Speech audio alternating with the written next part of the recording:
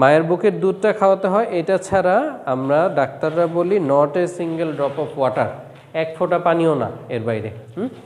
আর প্রথম দিকে কয়েকদিন যেটা খাওয়ানো হয় মায়ের বুকের দুধ, সেই দুধটা থাকে অনেকটা ঘন, একটু হলুদাভ থাকে, একটু ঘন থাকে। এইটাকে আমরা বলি ক্লস্ট্রাম। এটা কি লিখে বোঝানোর দরকার আছে? আচ্ছা, ঠিক আছে। আপনাদের বলতে যে যদি না বুঝেন কিছু আমাকে বলবেন, আমি লিখে দিব। এটাকে বলে ক্লস্ট্রাম। এই ক্লস্ট্রামটার গুরুত্ব কি এই জিনিসটা জানতে হবে। প্রথমে ওই জিনিসটা যদি অনেকে মিস করে ফেলে, মারা সতর্ক থাকে না, বলে যে এই জিনিসটা খাওয়াবো না, পরে ফ্রেশ দুধ আসলে খাওয়াবো, কিন্তু না, ওইটার গুরুত্ব সবচেয়ে বেশি। কারণ ক্লস্ট্রামের ভিতর আপনার পানির পরিমাণের চেয়ে বেশি থাকে হচ্ছে ইমিউনোগ্লোবিউলিন। বাচ্চার যে মায়ের বডি থেকে বা মায়ের বডিতে যে ইমিউনিটি সিস্টেম আছে, মায়ের বডিতে যে রোগ প্রতিরোধ ক্ষমতা আছে, সেই ক্ষমতা বাচ্চার কাছে যায় মায়ের বডি থেকে। এই জন্য এই ক্লস্ট্রামটা ইম্পর্টেন্ট। এমনিতে তো দুধে কত পার্সেন্ট কী থাকে জানেন না, আপনাদের বই আছে না, বলেছেন 75% ওয়াটার থাকে, আর বাকি জিনিসগুলো হচ্ছে অল্প অল্প পরিমাণে থাকে। বাকি নিউট্রিয়েন্টস থাকে, সব ধরনের জিনিস থাকে। দুধ হচ্ছে complete package, protein, vitamin, minerals সব কিছু থাকে, ঠিক আছে, ওয়াটারও থাকে। তো এই বাচ্চাদের এই ফিডিংটা আমরা 6 মাস পর্যন্ত করি without a single drop of water, এক ফোঁটা পানি ছাড়াও। এবং পরবর্তীতে 6 মাস পরে আমরা যে প্রসেসটা করি সেটাকে বলা হয় উইনিং, ঠিক আছে। এই উইনিং প্রসেসে বাচ্চাকে বুকের দুধের পাশাপাশি অন্য খাবার আস্তে আস্তে বাচ্চাকে পরিচয় করিয়ে দেওয়া হয়। আপনি হঠাৎ করে বুকের দুধ বন্ধ করে আপনি একটা পোলাও মাংস কিছু একটা খাওয়ালেন ভর্তা করে, বাচ্চা সেটা হজম করতে পারবে না। বাচ্চাকে সেই জন্য আস্তে আস্তে অন্য খাবারের সাথে পরিচয় করতে হবে। যেমন মায়ের বুকের দুধ চলছে, একবেলা আপনি বুকের দুধের পাশে ফলের রস দিলেন, আরেক বেলা আপনি একটা খিচুড়ি তৈরি করলেন মশলা, তেল মশলা কম দিয়ে। এইভাবে আস্তে আস্তে আস্তে আস্তে গ্র্যাজুয়ালি বুকের দুধ চালাতে হবে 2 বছর পর্যন্ত। এবং তার মধ্যে আপনি সমস্ত খাবার আপনারা ঘরে যা খান সেগুলো খাওয়া অভ্যস্ত করবেন। অবশ্যই বাজারে যেটা পাওয়া যায় স্যারেলেক বলে, তারপরে হচ্ছে অনেক ধরনের বাচ্চাদের ফুড আছে আলাদা, এলডো বেবি, তারপর বিশেষ করে ওই সুজি টুজি, এইসব জিনিস খাওয়াবেন না। এইসব জিনিস কোথায় খাওয়াতে বলা হয় না, বলা হয় যে আপনি যেটা ঘরে খান সেই জিনিসই বাচ্চাকে খাওয়াবেন। বাচ্চা তো দাঁত হয়নি, বাচ্চাকে ভর্তা করে বা কোনোভাবে ব্লেন্ড করে দিবেন যেন খেতে পারে। এটা হচ্ছে গিয়ে মেনলি ইনফ্যান্ট ফিডিং আর কি। তো আর গ্রোথ ডেভেলপমেন্ট বাচ্চার যেটা হয় সেটা হচ্ছে আপনার বয়স অনুযায়ী, আপনার নির্দিষ্ট বয়স অনুযায়ী বাচ্চার কতটুকু ওজন হওয়া দরকার বা কতটুকু উচ্চতা হওয়া দরকার, সেই অনুযায়ী হচ্ছে কিনা বা তার চেয়ে অনেক বেশি ছোট আছে কিনা আপনার আশেপাশে বাচ্চার সাথে কম্পেয়ার করলে বুঝতে পারবেন। একটা 2 বছরের বাচ্চা কতটুকু বড় হচ্ছে আর এই বাচ্চাটা কতটুকু বড় হচ্ছে। বাচ্চা অনেক সময় দেখা যায় যে ছোটই আছে, বড় আর হচ্ছে না। সেই ক্ষেত্রে আমরা বলতে পারি গ্রোথ ডেভেলপমেন্ট হচ্ছে না ঠিকমতো বয়স অনুযায়ী। তো সেই অনুযায়ী গ্রোথ ডেভেলপমেন্ট না হলে সেই অনুযায়ী চিকিৎসা দেওয়া হয়। ডাক্তারের কাছে নিয়ে গেলে তারা বের করে যে কোনো কারণ আছে নাকি, তাহলে সেই অনুযায়ী চিকিৎসা দেওয়া হয় এবং তাকে আলাদা করে। যদি এরকম হতে পারে বাচ্চারা ম্যাক্সিমাম সময় খায় না, খেতে চায় না, তো না খাওয়ার কারণে যেটা হয় বাচ্চাদের নিউট্রিশন ইনসাফিসিয়েন্সি হয়। নিউট্রিশন ইনসাফিসিয়েন্সি হলে তখন হচ্ছে তাকে খাবার দিতে হয় হাই প্রোটিনজাত খাবার, বেশি বেশি প্রোটিন, দুধ, ডিম, এইসব জিনিসপত্র। তো যাই হোক, আপনার হচ্ছে এই জিনিসপত্রগুলো গ্রোথ অ্যান্ড ডেভেলপমেন্টে থাকে। তারপরে সেকেন্ড ক্লাসে আছে আমাদের ম্যারাসমাস। ম্যারাসমাস সম্পর্কে জানেন কেউ? ম্যারাসমাস কি? ম্যারাসমাসে কি হয় বলতে পারবেন কেউ? আচ্ছা, কারো মনে নেই। ম্যারাসমাস জিনিসটা হচ্ছে গিয়ে আমাদের নিউট্রিশনাল ডিসঅর্ডার একটা বলে। নিউট্রিশন, পুষ্টির অভাবের কারণে হতে পারে। এখানে 2 ধরনের রোগ আছে, একটা হচ্ছে কোয়াশিওরকর যেটা আপনাদের সিলেবাসে নেই, আর একটা হচ্ছে ম্যারাসমাস। দুইটা হচ্ছে পুরোপুরি বিপরীত। বাচ্চা যদি ফুলে যায় তাহলে সেটাকে বলা হয় কোয়াশিওরকর, এবং বাচ্চা যদি বেশি চিকন হয়ে যায় সেটা হচ্ছে গিয়ে ম্যারাসমাস। সোজা কথা, বাচ্চার হাড় গোড় সব কিছু বের হয়ে যাবে, মনে হবে যে বাচ্চাটা খুবই একদম লিকলিকে এবং শরীরের সমস্ত হাড় চোয়াল ভাঙা থাকবে, বুঝেই যাবে যে বাচ্চাটা নিউট্রিশন বা সাপোর্ট পাচ্ছে না কোনো কারণে, সে হ্যাঁ অপুষ্টিতে ভুগছে। এই জিনিসটাই হয়। এবং এই জিনিসটার কারণে, ম্যারাসমাসের কারণে বাচ্চার ওয়েট দিন দিন কমতে থাকে, ওজন কমতে থাকে, মাসেল ওয়েস্টিং থাকে। বলে মাংস অ্যাজ ইউজুয়াল যেরকম থাকার কথা, চর্বি না থাকুক, কিন্তু মাংসটা যতটুকু থাকার কথা সেটাও থাকে না। স্কিন, চামড়া, চামড়ার নিচে হাড়, ব্যাপারটা হচ্ছে এরকম। চামড়া থাকবে, চামড়ার নিচে হাড় থাকবে। এই রকম সিচুয়েশন দেখলে আপনারা বুঝবেন বাচ্চাটার ম্যারাসমাস আছে। সেই ক্ষেত্রে চিকিৎসা একটাই, বাচ্চার যেহেতু অপুষ্টিজনিত রোগে ভুগছে, তাকে প্রপার খাবার দাবারের ব্যবস্থা করতে হবে। এরকম হতে পারে। এগুলো মেনলি আপনার যুদ্ধবিধ্বস্ত দেশে খুব বেশি পাওয়া যায়, বিশেষ করে সোমালিয়া, ইথিওপিয়া, এইসব জায়গায় মানুষ খাবার পায় না, আফ্রিকাতে। তো খাবার না পেলে কি হয়, এইসব জায়গায় বাচ্চাগুলো এমন হয়ে যায় ম্যাক্সিমামের ক্ষেত্রে। তখন হঠাৎ করে আপনার যদি এরকম বাচ্চা দেশে থাকে, হঠাৎ করে আসে, সে অনেক দিন ধরে খেতে পারছে না বা সমস্যা, খাওয়া দাওয়া করছে না বা খাবার পাচ্ছে না, সেই ক্ষেত্রে আপনি হুট করে ভারী খাবার তাকে দিতে পারবেন না। তাকে আস্তে আস্তে পানি জাতীয় খাবার, দুধ, তরল, এইভাবে থেকে আস্তে আস্তে শক্ত খাবারের দিকে যেতে হবে এবং পুষ্টিকর খাবার দিতে হবে। ঠিক আছে, এই হচ্ছে কি ম্যারাসমাস। আর স্টোমাটাইটিস হচ্ছে আপনাদের এক ধরনের, এটা স্টোমাটাইটিস জানেন কেউ? স্টোমাটাইটিস হচ্ছে মুখের ভিতর এক ধরনের ঘা হয়, হ্যাঁ, এটাকেই বলা হয় স্টোমাটাইটিস। এই স্টোমাটাইটিস অনেকে বলবেন যে মুখের ভিতর সাদা সাদা ঘা হয়ে যায়, ঠোঁটে, তারপরে জিহ্বায়, মাড়িতে, এইসব জায়গায় ঘা হয় এবং প্রচুর ব্যথা করে, তাই তো? এটার নাম শুনেছেন? এটাকে বলা হয় অ্যাপথাস আলসার। হ্যাঁ, এই জায়গায় যদি এরকম স্টোমাটাইটিস হয়, স্টোমাটাইটিস অনেক ধরনের হতে পারে, ছোট ছোট এই যে আপনার এরকম গুটি গুটি হতে পারে,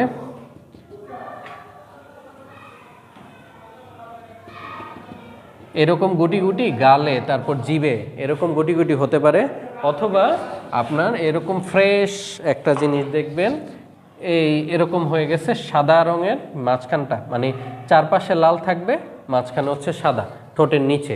এটা হয় ম্যাক্সিমাম সময়, ঠোঁটের নিচে সবচেয়ে বেশি হয় এবং প্রচুর ব্যথা করে। রোগী এসে বলবে যে আপনার ঠোঁটের নিচে অনেক দিন ধরে ঘা হয়ে গেছে, ব্যথা করছে, এটাকে আমরা স্টোমাটাইটিস বলি। তো সেটার ক্ষেত্রে চিকিৎসা হচ্ছে, প্রথম কথা আপনার রোগীরে বলবেন যে সমস্যা অনেক কারণেই হতে পারে।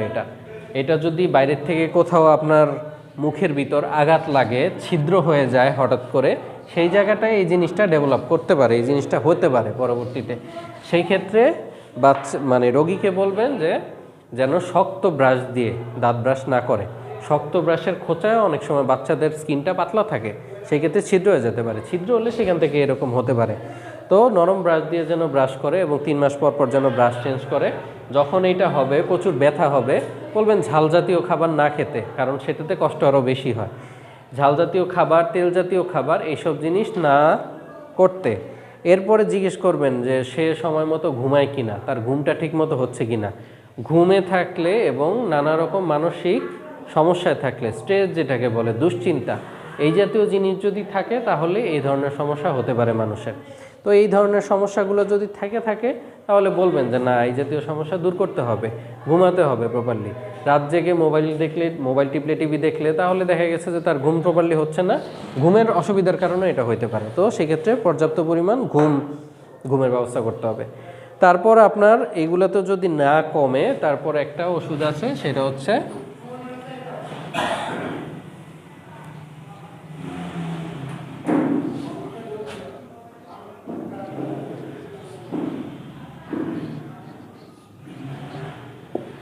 অ্যাপসল পেস্ট অথবা জেল। এই জিনিসটা আমরা দিতে পারি, কিন্তু সেটা সবার ক্ষেত্রে কাজে লাগে না। কেউ কেউ এই জিনিসে রেসপন্স করে, কেউ কেউ রেসপন্স করে না, এটা ডিপেন্ড করে। মনে করেন কারো এই আলসারটা বা এই স্টোমাটাইটিস, এগুলা মানসিক সমস্যার কারণে অথবা ঘুমের সমস্যার কারণে হলো, আপনি এই জিনিসটা দিলে সেটা তার রিকভার হবে না, তার যেই সমস্যাটা সেইটা রিকভার করতে হবে, তাহলে ওটা অটোমেটিক সেরে যাবে। এখন হচ্ছে আপনি বলতে পারেন এই জিনিসে যদি আমি ওষুধ না দেই তাহলে কি হবে? কিছুই হবে না, এটা সেরে যাবে এমনিতেই, এটার জন্য কোনো ওষুধের দরকার পড়ে না। তবে যদি আপনি ওষুধ দেন, অথবা মাউথওয়াশ বলে, মাউথওয়াশ বাজারে অনেক ধরনের মাউথওয়াশ পাওয়া যায়, বায়োডিন আছে, তার মিউকোরল আছে, এই জাতীয় জিনিসগুলো যদি প্রতিদিন গার্গল করে, এই মাউথওয়াশ দিয়ে কুলকুচি করে, সেই ক্ষেত্রে ব্যথাটা একটু কম হতে পারে, সেই ক্ষেত্রে সে উপকার পেতে পারে, তাড়াতাড়ি সুস্থ হতে পারে। কিন্তু যদি কিছু নাও করেন, 7 থেকে 10 দিনের মধ্যে এই জিনিসটা ম্যাক্সিমামেরই চলে যায়, যদি কিছু নাও করেন। সো এই জিনিসটা মাথায় রাখবেন। স্টোমাটাইটিস হচ্ছে এটা। ইনফ্যান্টাইল ডায়রিয়া সম্পর্কে তো সবাই জানেন, তাই না? ইনফ্যান্টাইল ডায়রিয়া কেউ সংজ্ঞা বলতে পারবেন কাকে বলে? পানি শূন্যতার কারণে ডায়রিয়া হয় না, ডায়রিয়া হলে পানি শূন্যতা হয়। ঠিক আছে, আচ্ছা, আমরা এটাকে সংজ্ঞা হিসেবে বলি, যদি একই সাথে মানে একটানা দিনে 3 বার বা তার বেশি পাতলা পায়খানা হয়, তাহলে সেটাকে আমরা ডায়রিয়া বলি। সেটা বাচ্চাদের ক্ষেত্রেও বলি, বড়দের ক্ষেত্রেও বলি। ইনফ্যান্ট মানে বাচ্চা, আর ইনফ্যান্টাইল ডায়রিয়া হচ্ছে বাচ্চাদের ডায়রিয়া। তো আমরা যখন একটা বাচ্চা আসবে এবং দিনে 3 বার বা তার বেশি, এখন সেই ক্ষেত্রে ছোট বাচ্চাদের আমরা অ্যালাউ করি না, কারণ একটা বাচ্চা জন্মের পরে দিনে অনেকবার সে পায়খানা করতে পারে, সেটা পাতলা পায়খানা হওয়া নর্মাল। তখন সে শুধু দুধ খায়, তখনকার হিসাব একরকম, যখন সে ভাত মাংস সব কিছু খাচ্ছে তখনকার হিসাব আরেক রকম। সো ভাত মাছ মাংস খাওয়ার পরে যদি পাতলা পায়খানা হয় এবং সেটা 3 বার বা তার বেশি হয়, তাইলেই সেটাকে আমরা ডায়রিয়া বলি। কিন্তু বাস্তবিক অর্থে এরকম না, বাস্তবিক অর্থে 3 বার হলে কেউ আসে না ডাক্তারের কাছে এবং সেটাকে কিছু মনেও করে না। যদি 8-10 বার বা তার বেশি হয়, সেই ক্ষেত্রে তারা মনে করে যে না, এখন ডায়রিয়া হয়েছে, এখন যাওয়া দরকার। এখন দেখেন, বড়দের ডায়রিয়া আর বাচ্চাদের ডায়রিয়া, শুধু ডায়রিয়া দিতে পারতো, এখানে ইনফ্যান্টাইল বলেছে যেহেতু বাচ্চাদের কথা। বড়দের ডায়রিয়া আর বাচ্চাদের ডায়রিয়ার পার্থক্যটা কি? একই রকম জিনিস, একই রকম, কিন্তু সমস্যা হচ্ছে একটা 2 বছরের বাচ্চা আর একটা 20 বছরের মানুষের মধ্যে যদি ডায়রিয়া হয়, একই সমান গেল, কিন্তু এই বাচ্চার জন্য বেশি এটা বিপজ্জনক। কেন বেশি বিপজ্জনক? কারণ আমি একটা পূর্ণবয়স্ক মানুষ, আমার শরীরে যতটুকু পানি আছে, 2 বছর বয়সের একটা বাচ্চার শরীর থাকে ছোট, তার বডিতে ততটুকু পানি নাই। তার যদি পায়খানার সাথে পানিটা বের হয়ে যায়, সে পানি শূন্য হয় দ্রুত। আমার 3 বার হলে একরকম হবে, তার 3 বার হলে আরেক রকম হবে। ব্যাপারটা মাথায় রাখতে হবে। তো বাচ্চা ডায়রিয়াতে মারাও যায়, প্রচুর পরিমাণে মারা যায়। আমাদের হসপিটালে প্রচুর রোগী আসে, 2 দিন ধরে পাতলা পায়খানা হচ্ছে, বাচ্চা কিছু খাওয়াতে পারছে না, দেখা যাচ্ছে স্যালাইন খাওয়াতে গেলে বমি করে ফেলে দিচ্ছে, যেই কারণে পানি শূন্যতাও পূরণ হচ্ছে না, বাচ্চা আলটিমেটলি মারা যাচ্ছে। কিন্তু বড় মানুষের ক্ষেত্রে এরকমটা সহজে হয় না। তো এই জন্য আমাদের সবসময় সতর্ক থাকতে হবে বাচ্চাদের ডায়রিয়ার ক্ষেত্রে, এবং সেই ডায়রিয়ার ডেপথ কতটুকু, ডায়রিয়াটা কত বেশি পরিমাণে হচ্ছে, বা বাচ্চার কন্ডিশন কি খারাপ না ভালো, কীরকম কন্ডিশনে আছে, এটা আমরা অ্যাসেসমেন্ট করি বাইরে থেকে দেখে। পরীক্ষা পরে আমরা ফিজিক্যালি দেখে কিছু পরীক্ষা করি হাতে। সেটা হচ্ছে, প্রথমে বাচ্চার চোখ দেখতে হয়। বাচ্চার চোখ একদম যদি শুকনা থাকে, বাচ্চার জিভ হা করে দেখবেন, জিভ যদি একদম শুকনা থাকে, সেই ক্ষেত্রে বলা যায় বাচ্চা সিভিয়ার ডিহাইড্রেশন হয়েছে, পানি শূন্যতাটা অনেক বেশি বাচ্চা। তখন আমাদের দ্রুত চিকিৎসা নিতে হবে। তো বাচ্চার কিছু ক্রাইটেরিয়া আছে। ছোট বাচ্চা তো বলতে পারে না অনেক কিছুই, তারা কান্নাকাটি করে। যখন বাচ্চার ডিহাইড্রেশন হবে না, ডায়রিয়া হবে কিন্তু পানি শূন্যতা খুব একটা হয় নাই, তখন বাচ্চা প্রচুর কান্নাকাটি করবে। বাচ্চা পানি টানি খাওয়ার এত থাকবে না, প্রচুর কান্নাকাটি করবে, খারাপ লাগবে, কান্নাকাটি করবে। যখন বাচ্চার কিছুটা ডিহাইড্রেশন হবে বা কিছুটা পানি শূন্যতা হবে, এটাকে সাম ডিহাইড্রেশন বলে। সাম ডিহাইড্রেশনে বাচ্চা পানি খেতে চাবে প্রচুর পরিমাণে, বাচ্চা প্রচুর পরিমাণে পানি খেতে চাবে, অস্থিরতা অনুভব করবে, ছটফট করবে, চিৎকার চেঁচামেচি করবে। এটা হচ্ছে গিয়ে সাম ডিহাইড্রেশনে বাচ্চাকে দেখে বুঝবেন। আর যদি সিভিয়ার ডিহাইড্রেশন হয়, বেশি পরিমাণে পানি শূন্যতা হয়ে যায়, তখন বাচ্চা কিছুই বলবে না, কান্নাকাটিও করবে না, কিচ্ছু করবে না, লেথার্জিক হয়ে পড়ে থাকবে। মনে হবে যে বাচ্চা ঘুমাচ্ছে বা কিছু একটা, বাচ্চা হাত পা ছেড়ে দিয়ে বসে থাকবে। বাচ্চাকে পানি যদি আপনি মুখে দেন, সেই পানিটা সে গিলতে পারবে না। আপনার যদি এরকম হয়, মনে করবেন না যে বাচ্চা ঠিক আছে, সুস্থ, বাচ্চা পানি খাচ্ছে না। না, বাচ্চার অবস্থা তখন বেশি খারাপ, এবং সে বেশি খারাপ দেখে সে আর কোনো শক্তি পাচ্ছে না পানিটা খাওয়ার মতো। তো এই কন্ডিশনে গেলে তখন আমরা এটাকে সিভিয়ার ডিহাইড্রেশন বলি, এবং সাথে সাথে সেটার জন্য স্যালাইন দিয়ে সেটাকে পরিপূর্ণ করতে হয় যেন এই সমস্যাটা না হয়। আরও কিছু ব্যাপার আছে, এটাকে আমরা স্কিন পিঞ্চ টেস্ট বলি। চামড়া, পেটের চামড়া চাপ দিয়ে টান দিই, এইভাবে ধরে টান দিই। সাধারণ বাচ্চার ক্ষেত্রে আমরা এইভাবে ধরতেই পারবো না, দেখা যাচ্ছে ধরলেও এটা ঠিক মতো আগের মতো হয়ে যাবে।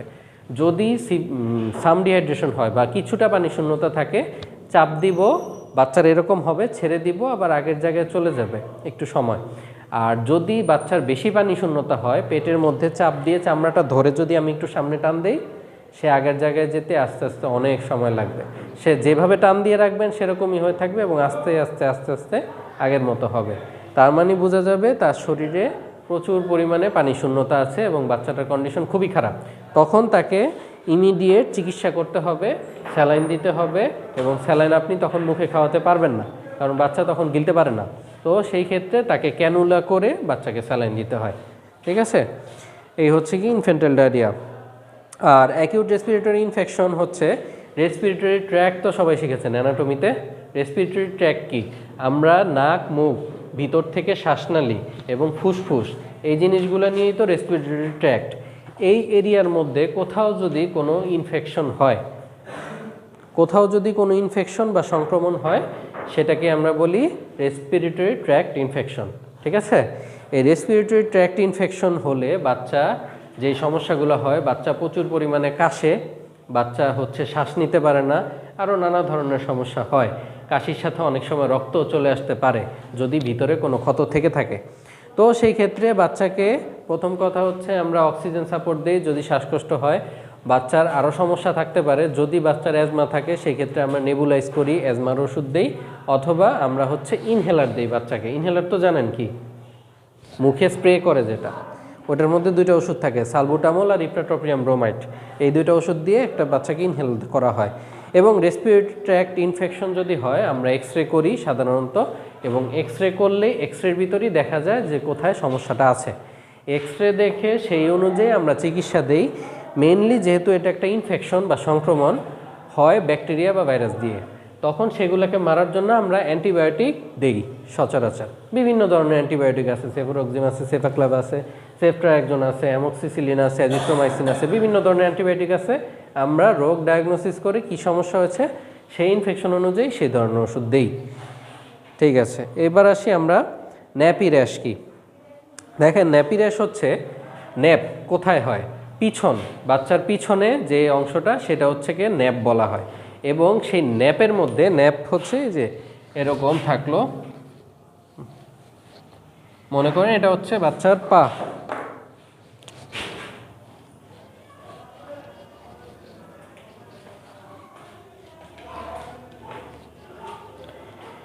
এটা বাচ্চার পিছন সাইড, তাই না? বাচ্চার পিছনে বা পশ্চাতে এদিক দিয়ে লাল লাল লাল লাল কিছু র্যাশ হয়, কিছু দাগ হয়। বাচ্চা কান্নাকাটি করে, এখানে ব্যথা করে, দাগ হয়। এবং এটা হওয়ার মেইন কারণ বাচ্চা বেশি সময় ধরে এখানে ভিজে থাকা। অনেক সময় অনেকে ডায়াপার পরায়, ডায়াপার পরানোর পর সেটা ডায়াপার ওভারলোড হয়ে এটা ভিজে যায় সম্পূর্ণ জায়গাটা, এবং এটা দিনের পর দিন ভিজা থাকে এবং অপরিষ্কার থাকে। এরকম থাকতে থাকতে এই জায়গাটা একটা ছোট ছোট লালচে দাগ হয়ে যায়। এটাকেই বলা হয় ন্যাপি র্যাশ। যদি এটা হয়, কিছু মলম আছে, সেই মলমগুলো দিলে, এবং মেইন কথা মলম দেওয়া বড় কথা না, এই জায়গাটা সবসময় পরিষ্কার রাখতে হবে, সবসময় শুকনো রাখতে হবে বাচ্চাকে। যদি শুকনো থাকে, পরিষ্কার থাকে, তাহলে এই ধরনের সমস্যা হয় না। আর এই ধরনের সমস্যা হলেও সেটা আস্তে আস্তে ঠিক হয়ে যায়। আর দ্রুত ঠিক হওয়ার জন্য আমরা কিছু অয়েন্টমেন্ট বা ক্রিম ইউজ করি, যেই ক্রিমগুলো দিলে স্টেরয়েড ক্রিম বলে, ওগুলো দিলে খুব দ্রুত এই জিনিসটা সেরে যায়। আচ্ছা, তারপরে আপনার নিওনেটাল মেনিনজাইটিস। মেনিনজাইটিসটা কি? মেনিনজাইটিস এক ধরনের রোগ, তাই না? মেনিনজাইটিস এক ধরনের রোগ। এই রোগটাকে আমরা বলি inflammation of the covering of the brain and spinal cord. Covering of the brain, brain মানে বুঝলেন? ব্রেইন তো জানেন আপনারা।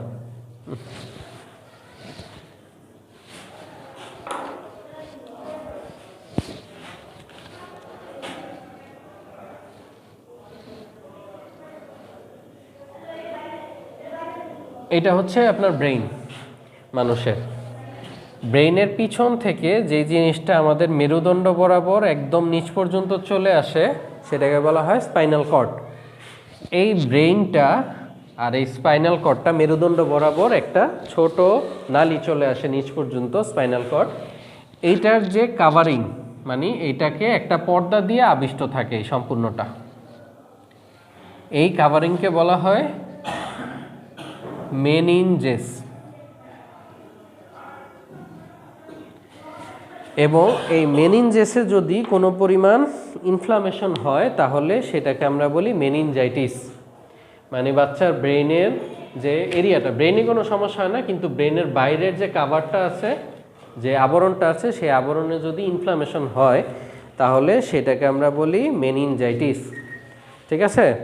এখন বাচ্চার মেনিনজাইটিসটা আমরা বুঝবো কিভাবে? বাচ্চার সমস্যা থাকবে, বাচ্চা স্টিফ হয়ে যাবে, শক্ত হয়ে যাবে, নেক রিজিডিটি থাকবে। নেক রিজিডিটি মানে ঘাড় শক্ত হয়ে থাকবে। আপনি যখন বাচ্চাকে শুয়ে দিয়ে বলবেন যে ঘাড়টা উঁচু করো নিজে নিজে, বা আপনি ধরে ঘাড়টা উঁচু করে দিবেন, সাথে সাথে তার পাটাও উঠে যাবে।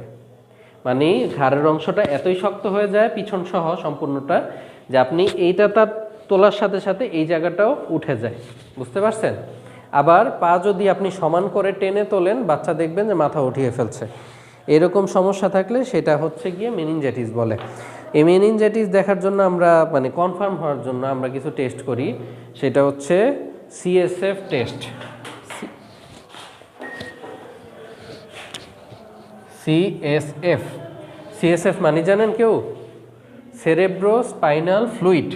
এই যে এইখানে কশেরুকাগুলো আছে, এই যে হাড্ডিগুলো আছে আমাদের মেরুদণ্ডে, প্রত্যেকটার ভিতরে দিয়ে এই জিনিসটা চলে গেছে এবং এইখানে একটা তরল পদার্থ থাকে।